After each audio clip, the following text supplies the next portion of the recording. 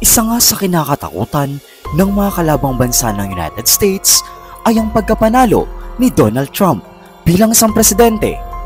Alam mo ba na isiniwalat ang balita na target na talaga ng Iran na itumba si Trump?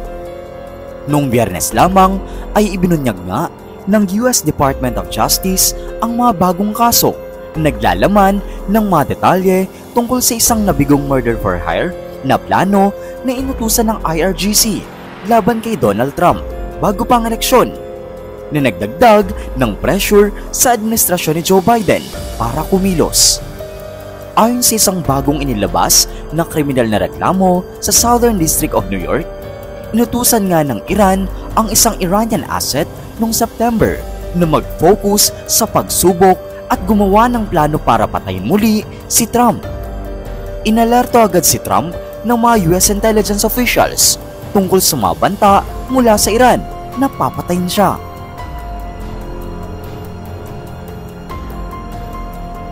Sinabi nga ng dating presidente ng US na si Joe Biden at Secretary of State Antony Blinken sa media noong Oktubre na itinuturing nila talagang isang top tier na issue sa pambansang seguridad ang mga banta mula sa Iran laban kay Trump. At sinabi nilang anumang pagtatangkang saktan siya ng IRGC ay sasagutin ng military action na katumbas ng gawa ng digmaan. Wala pang agad na sagot ang White House o ang State Department sa kahilingan na magbigay ng komento tungkol sa banta mula sa IRGC o kung paano nila ito harapin. Ang IRGC ay isang sangay na militar at counterintelligence ng Iran na itinuturing na isang teroristang grupo nung unang termino ni Trump.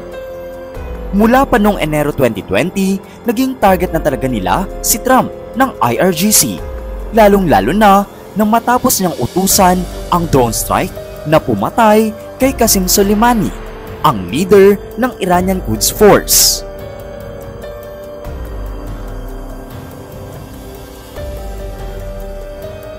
Alam mo ba na napakaraming beses na palang tinangka na patayin ng Iran si Trump, ngunit patuloy pa rin silang nabibigo.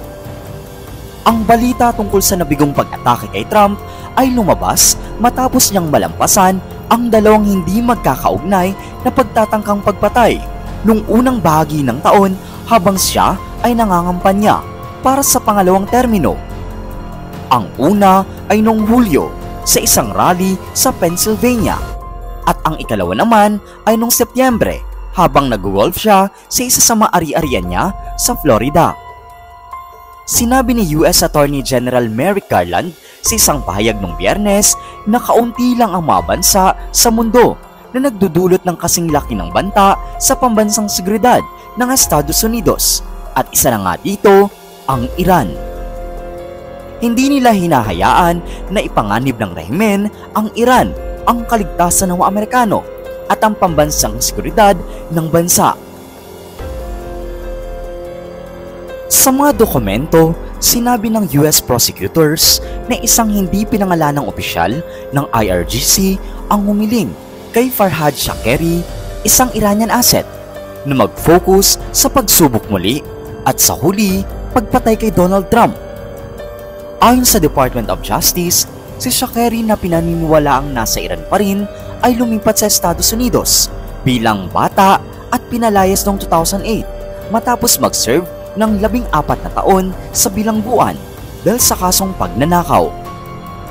Tinukoy si Trump sa mga dokumento bilang victim number 4. Ayon kay Shakeri, noong October 7, 2024, sa kanyang pulong sa IRGC official ay inutusan siya nitong magbigay ng plano sa loob lamang ng 7 araw para patayin si victim number 4 o mas kilala nga bilang si Trump.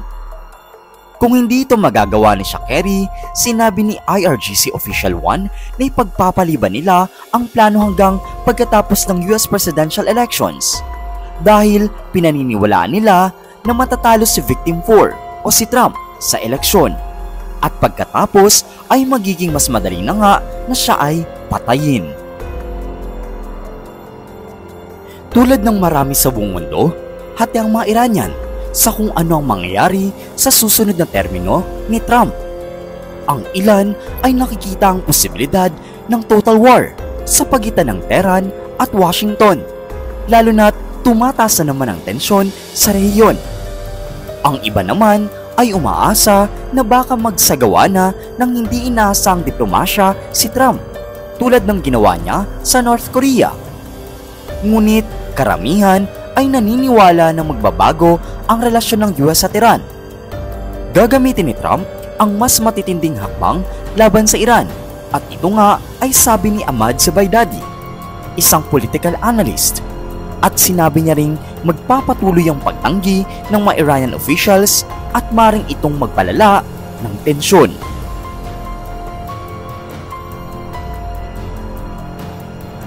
Habang paulit-ulit na pinapahayag ni Supreme Leader Ayatollah Ali Khamenei ang kanyang pagkasuklam kay Trump, ang bagong presidente ng Iran na isang reformista ay nag-iwan pa rin ng pinto para sa mga negosasyon ng pagkakasundo kay Trump, lalong-lalo na para makakuha ng kaluwagan mula sa mga international na sanksyon at upang mapatibay pa ang naglulumbay nilang ekonomiya. Ang Iranian rial na patuloy na bumabagsak ay umabot na sa pinakamababang halaga laban sa dolyar noong Miyerkules bago magkonting recovery.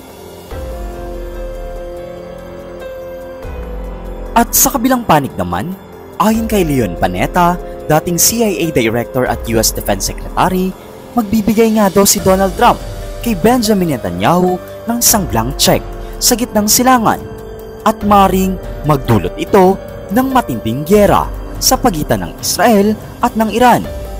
Sinabi pa ni Panetta na inaasahan niyang magbibigay or bibigyan ni Trump si Netanyahu ng isang blank check, nang ibig sabihin ay anuman ang gawin mo, anuman ang gusto mong gawin, anuman ang gusto mong kalabanin, may suporta ka sa akin.